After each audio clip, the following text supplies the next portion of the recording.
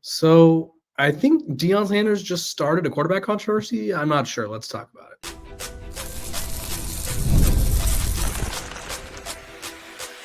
You are Locked On Buffs, your daily podcast on the Colorado Buffaloes, part of the Locked On Podcast Network, your team every day.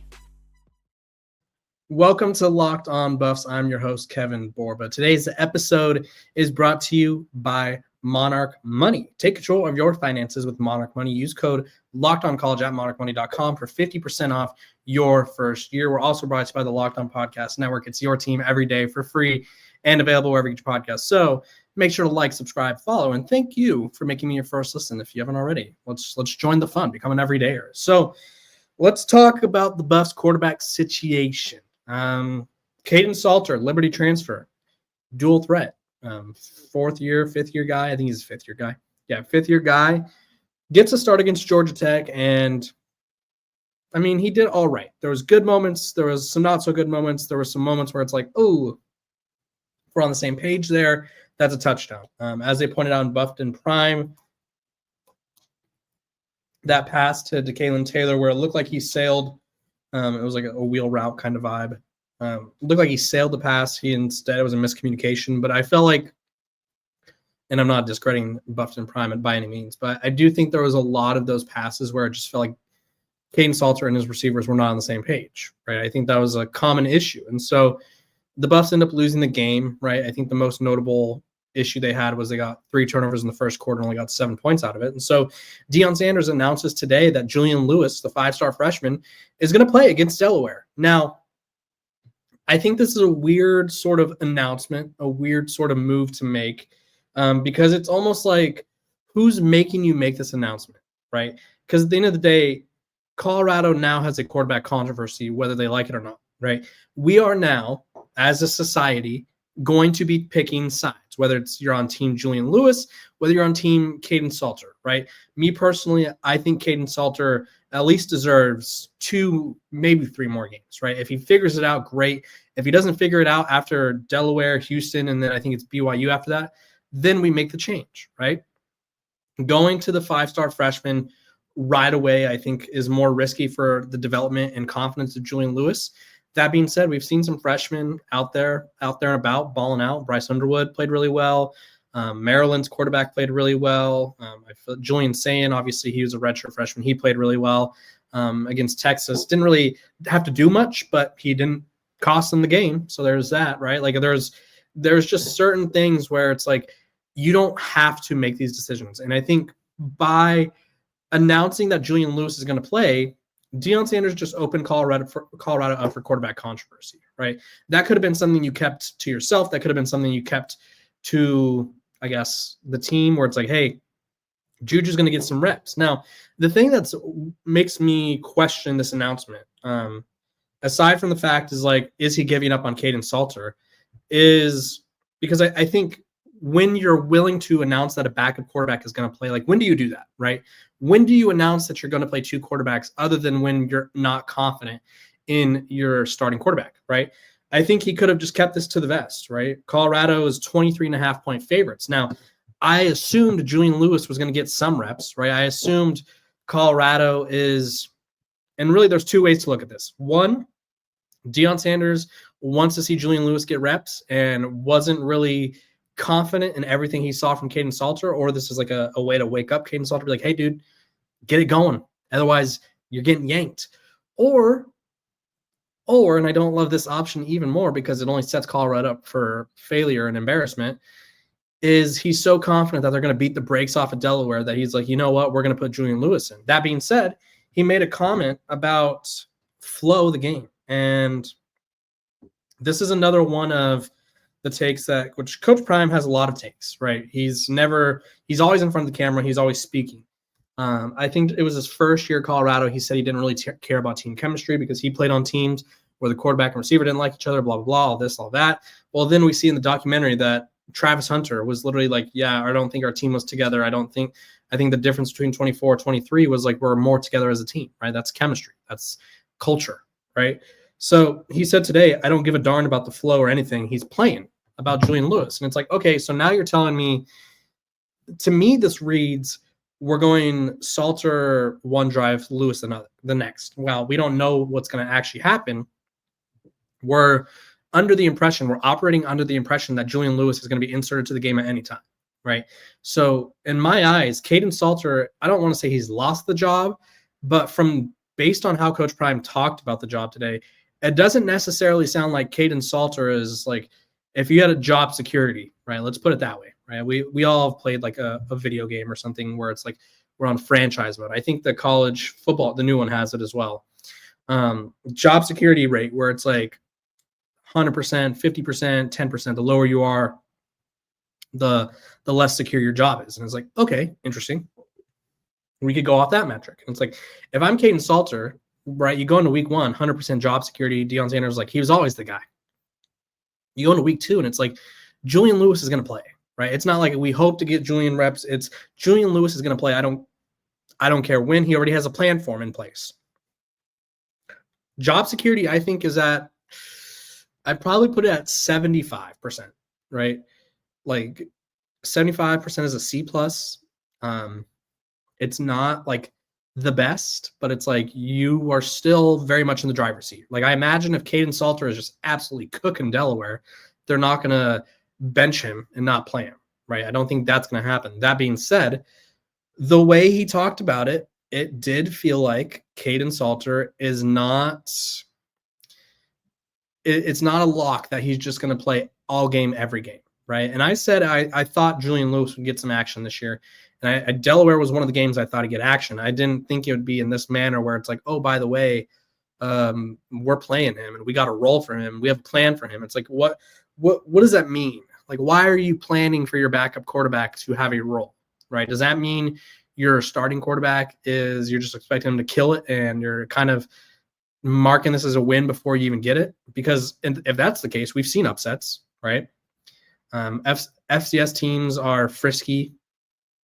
I mean, Delaware is an FBS team now, but you know what I mean? There's upsets all the time, right? Upsets happen. Tarleton State upset Army. Florida State upset Alabama. There's upsets all over college football. USF over Boise. Like, it happens, right? You don't want to count your chickens or count your eggs before they've hatched, I think is the saying. And I just think either one of these options shows me that there's something going on in Colorado, right? It's either Colorado's so confident that they're going to blow them out, which is, I mean, if they blow them out, great. If they don't, then you're setting yourself up to sort of be ridiculed heavily. Or B, and I think this is probably the more likely one, is Deion Sanders is sending a message that like, hey, I will make a change if I have to. And I think the change is a little bit premature, and I do hope that Kaidon Salter at least gets an opportunity, gets a fair shake here. I think if I'm Kaidon Salter, the way to really keep this job is, one, you have to hit on the open throws. 2, use your legs, dude. I mean, that was just, I think my biggest takeaway from the week 1 game was we had talked about how dynamic, how electric of an athlete he is in the backfield and how that plays a big role into his game. And all of a sudden it's like, and I get this, mobile quarterbacks, especially quarterbacks who have been told their entire lives and even in the past that like, hey, you're not smart enough or you're not, I guess, steady enough to stay in the pocket. Like, I get that, wanting to force the issue and being like, I could stay in the pocket, but it's a part of his game. It's what makes him special. And I think we've seen time and time again that a quarterback can be effective in or out of the pocket. And I think Kaidon Salter really handicapped himself by not running the ball more. I do think that was what Colorado was counting on. And even Deion Sanders after the game was like, he needs to run the ball more, right? It doesn't have to be more designed quarterback runs. It's just like, hey, no one's open. Rather than scrambling around, take off for 15, 20 yards, make a guy miss, and all of a sudden it's a 40-yard touchdown or a 30-yard gain, right? So I think Colorado has a quarterback situation. I think if you're Julian Lewis, you just got to take advantage of the reps you're given, protect the football, make plays when you can. And if you're Julian Lewis, this is an opportunity for you to take the job or at least close the gap between you and Kaidon Salter. So we'll see how that goes. When we come back, Deion Sanders doubled down on his play clock management. And I don't understand why. And I'm going to break down why this is a concerning trend that he may need to address with a new hire.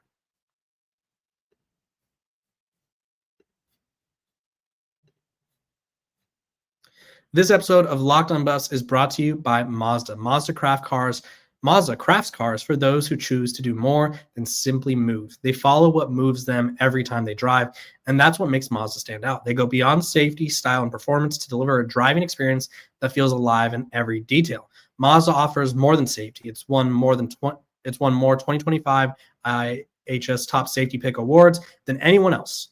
As an athlete, it focuses on every detail. Mazda does the same, from metallic accents to hand-stitched Napa leather. It's the small details that make the big plays, and just like there's more to every player, there's more to every Mazda vehicle. Mazda, move and be moved.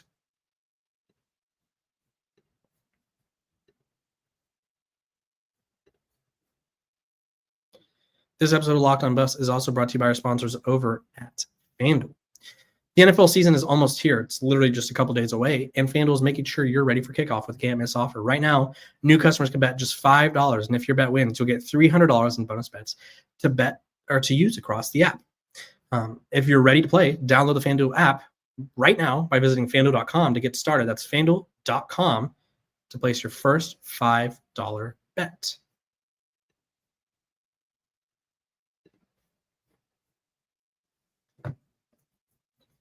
Welcome back to Locked On Buffs. Appreciate you guys for tuning in, making me your first listen of the day. We're free and available wherever you get your podcast. So do me a favor, like, subscribe, follow, and also my everydayers, or even if you're new to the show, we're offering the opportunity to get a $100 Amazon gift card. And let me tell you how you could do just that.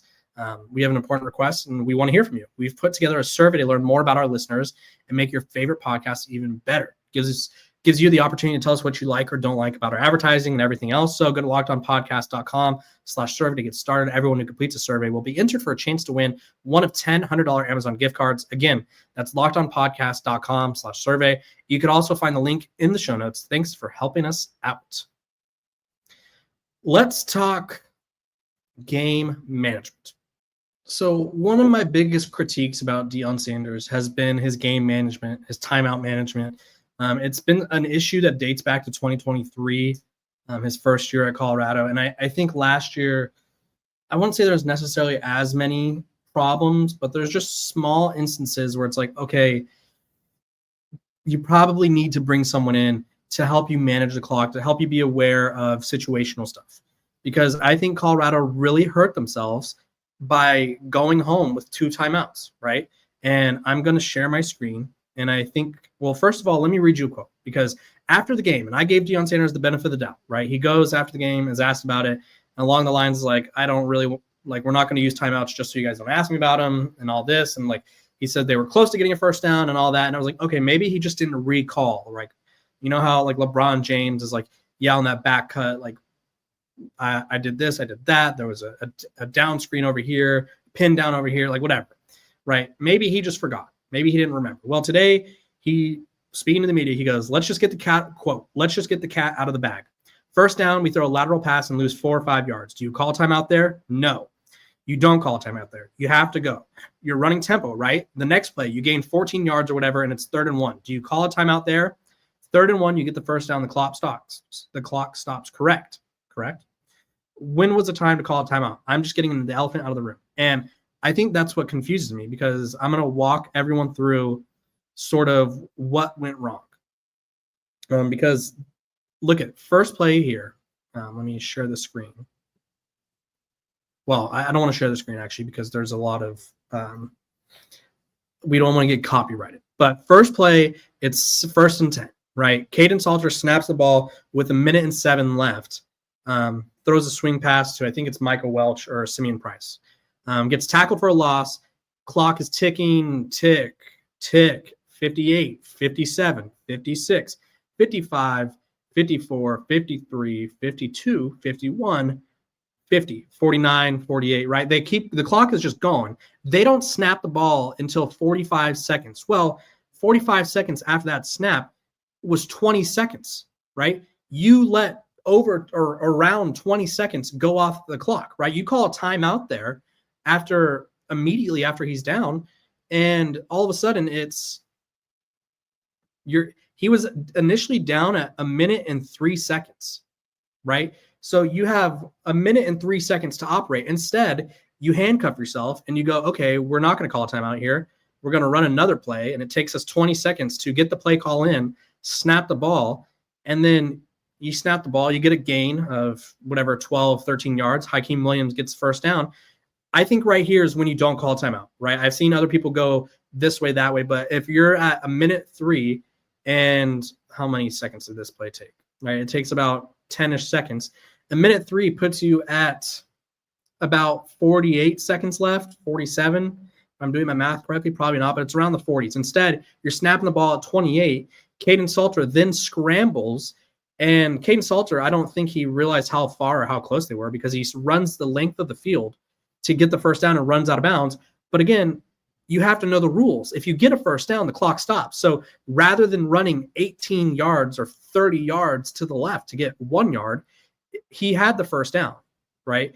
And he runs to the first down marker, basically runs across it, runs back, and then crosses it again to get out of bounds. If he just has situational awareness, knows the rules, like, hey, I need to get to this mark to get a first down, and then the clock stops, right? Then you call a timeout if you're Colorado. You burn your last timeout, and we'll just say he goes down at, because I think this was the hard part too, is Kaidon Salter technically had the first down with 24, 25 seconds remaining.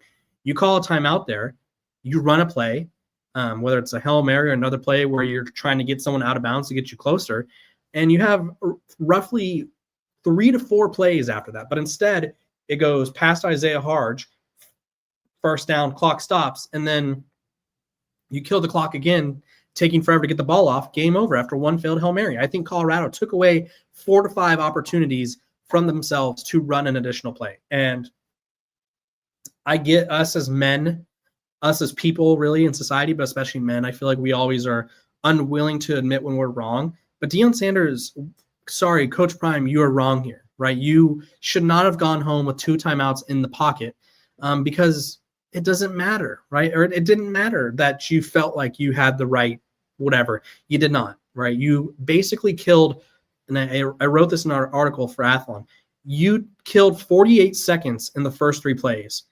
And then you gave yourself 20-ish seconds to, or around 15-ish seconds to get a chance at the end zone, right? It's not great, right? And there's other instances, right, of this, right? I made a thread on Twitter or X. Game management has been a problem for Deion Sanders, and I forgot about one last year, but I'm going to go through them all. Oregon State. Colorado gets the ball at their own 5, basically around the 4 or 5. Rather than running the ball because there's 50 seconds left or 49 seconds left, whatever it is, Colorado, they could have just ran the ball once to get them out of the end zone, and then after you gain a yard or whatever, gain 3 yards, take a knee, go into the half, you're down 7-3. Instead, they throw the ball twice, incomplete pass, run the ball, then they punt with 34 seconds left. Oregon State returns the punt, great punt return, and there's a penalty along the way, so it moves them even further. They score a touchdown. It's 14-3. Oregon State starts the second half with the ball. Next thing you know, it's 23. Had you just got into the half 7-3, who knows? You probably could have won that game, right? You probably don't have a 14-point swing where it's like, or I guess a 13-point swing where you're out of the game. Next one, Nebraska. This happened at the end of the first half. Granted, they were already down 28-0, but still, game management is game management, and they have not been doing it well. So first play, completion, first down, clock stops. Shador Sanders, next play, runs the ball, doesn't get out of bounds. Clock keeps going. 10 seconds go by before Deion Sanders calls a timeout. Then they get another completion with 2 seconds left, calls a timeout, and you're settling for a 61-yard field goal, right? In those 10 seconds, you could have ran another play, right? You could have got yourself closer. You could have set up, because at the time, it was Jace Feely attempting long kicks. You could have got into moderate range, who's a more reliable kicker than Jace Feely ever was, and you didn't do that. USC, 2023. This was a brutal one. You're down 14 with 5:56 remaining, and you run the ball 5 times on this drive. You didn't get out of bounds 1 time on a reception. You take a total of 4 minutes and 15 seconds to score, and then you're left having to do an onside kick. You don't get it. Georgia Tech, obviously, and then North Dakota State last year, which T. Cal from Buffton Prime reminded me of this one. is one of those things where Colorado throws the ball on first down, incomplete, and they end up punting with 38 seconds.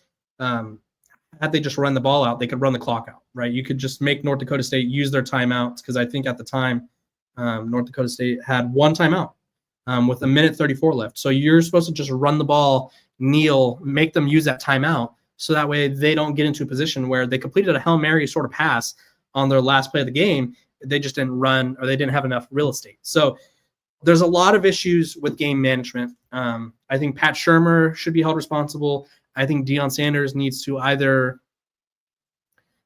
like write a note or have someone help him, or hire someone to help him manage the clock, right? And I don't think he wants to admit that he's wrong, but unfortunately, in this instance, he was wrong. I'm not trying. It's not a personal shot at him. It's just you butchered the end of the game. And there's been instances where you've done it before, where you've butchered moments where it's like you could have created more opportunities. And Colorado has the roster. They have the talent to create more opportunities for themselves. But when you're taking 48 seconds to run 3 plays, right, because he also said they're in 2 minutes, they're going fast. Taking 20 seconds and 10 seconds to in between plays isn't going to get it done, or 12 seconds for that second one. It's not going to get it done. So I really hope that Colorado figures that out, because it's been their Achilles heel. It will continue to be their Achilles heel. And I'm concerned, honestly. When we come back, as I fight through the hiccups, Coach Prime said he's going to get one guy the ball more. Kaidon Taylor. I think that's a great idea. Let me tell you why.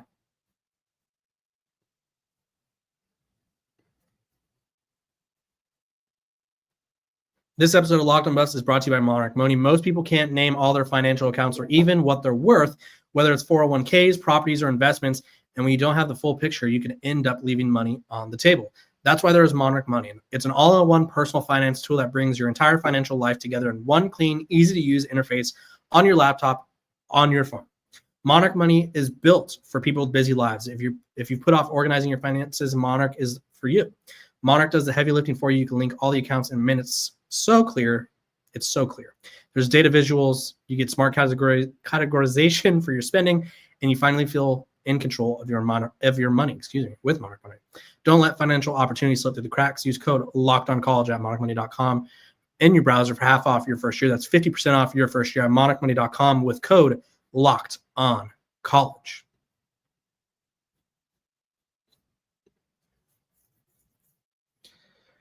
Kaidon Taylor, running back, incarnate word transfer, probably one of the fastest guys on the team, if not the fastest guy on the team.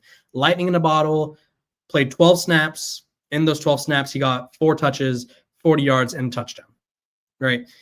Colorado did not utilize him correctly. They did not utilize him enough. They simply were just, ignorant to the guy that there's a bug. There's a mosquito in here. Oh, scary. They're ignorant or unwilling to use one of their best playmakers. And Coach Prime said today, we are going to play him more. We are going to feed him more. And like I said, I've been saying it pretty much all offseason. I made a video about this the other day. Trackhawk touches. If you're not familiar with what that means, TCU back in the day had a running back by the name of Kevontae Turpin. Kevontae Turpin is now with the Dallas Cowboys. I think he's like a running back, wide receiver, gadget guy, kick returner, one of the fastest guys in the league. You get him the ball in open space, and he simply makes plays, right? He's so fast, he's so elusive that you just got to get him the ball a handful of times a game, because there's probably a good chance he's going to break something or make something special happen. Colorado sort of did this, and then they stopped doing it, and I don't know why. I said Kaidon Taylor should get 12 touches per game. Now, whether that's as a running back, receiver, I don't care. Get him the ball and let him make plays in open space. Colorado didn't feed any of the running backs enough. Ironically, on Tuesday evening, they put out a graphic about this week's game against Delaware, and they're like, the Simeon Price, Michael Welch, Kaidon Taylor, these blah, blah, blah, these guys tote the rock, whatever it was, this garbage. And it was like, you didn't give any of them enough touches. Michael Welch could have ran for 100 yards and could have really took the life out of Georgia Tech, right? Colorado had an opportunity to be more physical than Georgia Tech, but they kept throwing the ball. They kept going 3 and out without running the ball. And it's like, if you commit to running the ball like you said you would, you have an opportunity to be physical, to suck the life out of these teams and hit that kill shot, right? The more you run the ball, Jordan Seaton said this, your own player said, empty box, run the ball, loaded box, throw the ball. RPO, mix it in here and there. You got Kaidon Salter who could run, so there's that, right? Colorado is mismanaging the situation. They're mismanaging their roster, and they're mismanaging their talent. And until they figure out the rotations, how to manage the clock, they're going to struggle this year. Now, Delaware comes at a good time because they need a confidence boost. I think this has been a very loud week around Boulder in terms of criticism. So they need a bounce back week. And I don't think that's I think that's okay, right? I think having Delaware come at this time is the perfect time because you need to feel that confidence. You need to sort of win a game and sort of feel things going the right way. So I appreciate you guys for tuning in to Locked on Buffs, making me your first listen of the day. We're free and available wherever you get your podcasts. Make sure to like, subscribe, and follow, and I'll see you guys tomorrow.